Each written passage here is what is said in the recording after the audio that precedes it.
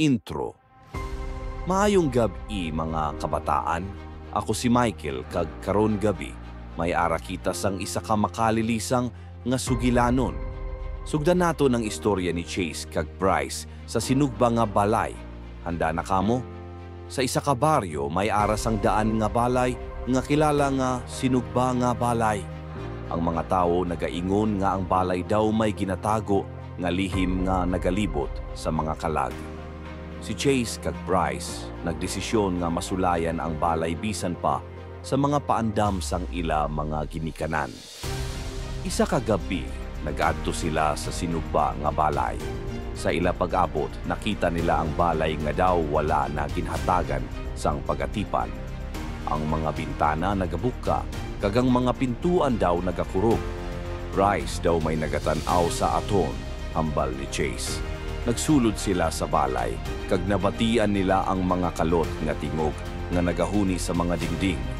Ang mga pader daw may mga misteryosong marka, daw may nagapanago nga anino, nagahambal si Bryce. Pagabot nila sa tunga sang balay, nakita nila ang isa ka daan nga lamesa nga may mga daan, nga butang nga nagapakita sang mga tawo sang una. Anong klasing balay ini? Pangutana ni Chase. Suddenly, nabatian nila ang mga nagahuni nga tingog nga nagahambal. Mga bata, palihog, hindi kamo magpabilin. May ara nga malain nga ginahulat sa inyo.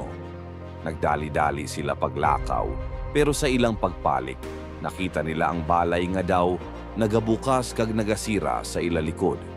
Pag-abot nila sa balay, ginpahayag nila sa ila mga ginikanan ang ila na eksperyensyahan. Ang ila ginikanan nagpasalig nga ang sinugba nga balay may mga kalag nga nagahulat sa mga tawo nga wala nagapanaog. Utro. Mga kabataan, ang istorya ni Chase kag Bryce nagtudlo sa aton nga maghalong sa mga lugar nga wala ta nasayuran. Sa masunod nga gabi, magpabilin kamo sa balay kag mag-uli antes magdamlagan ang kadulog. Madamo nga salamat sa pagpamati. Maayong gabi.